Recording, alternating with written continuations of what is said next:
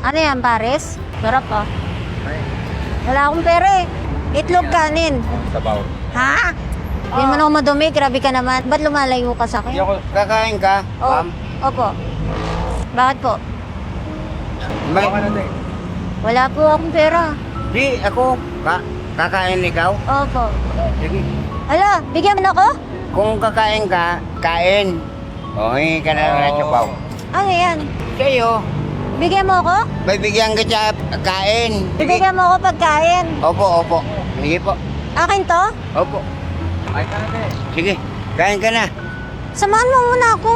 Hindi na, kasi solo flight ako. Saan ka solo? Solo flight nga eh. Wala, hindi ako pwedeng may kasama. Bakit? Kaibigan lang eh. Hindi na, kumain ka na lang. Ay mo na ako.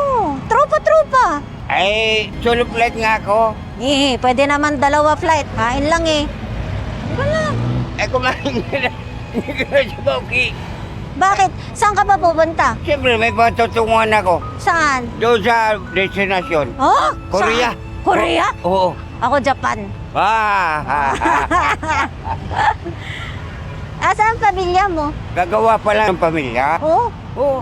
Kaya nga, pupunta ako ng Korea. Sa Korea ka ba gagawa? Opo. Oh. Para magkaroon ako ng pamilya. Kumain ka. Halika na, libre kita. Libre kita. Binigyan ka kasi ng sampo.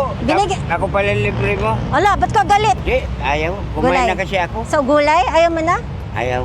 Ba't mo ako binigyan ng 10? Wala ka naman pala masyadong pera din. Pareho tayo. Para kumain ka. Ikaw? Kumain na ako. Ano ba meron dyan? Silip lang ako. Karton, panapin. Doon ka natutulog? Oo. Usap ta, halika. Ano ang bibilin mo, sir? Sabihin mo sa akin. Very simple. Ano? Damit? Ano pa po? Pants. Pantalon. Bibili tayong pantalon. Ano pa po? Baka Halika, mabigla. shopping tayo. Ayaw ko. Bakit? Mabigay ka pera. Oo. Ako may pera ako. Ako may pera din. Binigyan mo ako 10. Oo. Halika na. Mamimili tayo ng gamit. Damit lang akin, tsaka... Tsaka gusto mo tutulugan? Hindi na. Dito lang naman ako natutulog eh. Una natin ng tutulugan. Huwag na. Huwag na kasi. Ayun lang nga. Pwede ko ba siya kunan ng tutulugan? Depende po kung may kamag-anak siya. May kamag-anak ka ba? Malayo pa po. Anong gusto mo? Sabihin mo sa akin, tulungan kita. Diyan siya nakatambay sa may kalsada na yan. Gusto ko tulungan si tatay. Gusto ko siya bigyan sana ng pera. Kasi nakita ko, ilan lang yung barya niya. Sobrang natouch ako kasi wala nga siyang tirahan. Dala lang daw niya karton, dun siya natutulog. Ngayon, gusto ko siyang bigyan. Kausap siya ngayon ng team namin. Ang problema daw, pag binigyan ng pera, uutuin daw siya ng mga tao. I think meron siyang problema din sa pag-iisip. Kanina hindi talaga ako takot sa kanya kasi hindi naman siya nananakit o pinapaalala pa rin yung kumain. Grabe. Ayaw niyo ho ng hanapan mo namin kayo ng matitirhan. Okay na po ako. Yung ganito lang ako. Malaya ako. Ilang taon na ho kayo natutulog dito sa kalsada? Wala pa nung 2020. 2020? Pandemic? Oo. Ano hong nangyari? May trabaho kayo dati? Meron pa ako trabaho eh. Nawala yung gamit ko. Ano hong trabaho niyo dati? Maton po. Sa construction? Opo. Natigil ho kayo. Tigil kasi nawala nakaw eh.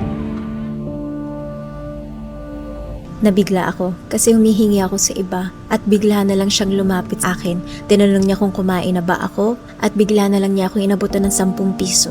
Kahit 15 lang ang pera niya, pambili ng sabaw. Maganda ang puso niya. He just needs help. Mabait siya. Kailangan ko siyang tulungan. Tagal na siya dyan sa kalsada. Tinanong ko siya, gusto ba niya ng tirahan? Kasi willing tayong tulungan siya. Tsaka long term Ayaw niya. Ayoko. Kung tutulungan daw natin siya, let's say, bibigyan mo siya ng cash, mabuwi sa inom. Kasi yun daw ang ginagawa. Alam ko na gusto mong tumulong. Malay mo, maging matino siya. Tinanong natin siya eh. I know he has a good heart. He has a good heart. Gusto ko siyang tulungan. If it means na for the rest of his life, kailangan natin siyang bahayin at bigyan ng pagkain, tulong, lahat, I'm willing. Basta maging maayos yung kalagayan niya. Taga-albay si tatay. Kung sino po ang kamag-anak niya, please message this person on Instagram. Tulungan po natin siya. I need your help kasi hindi ko kayang mag-isa.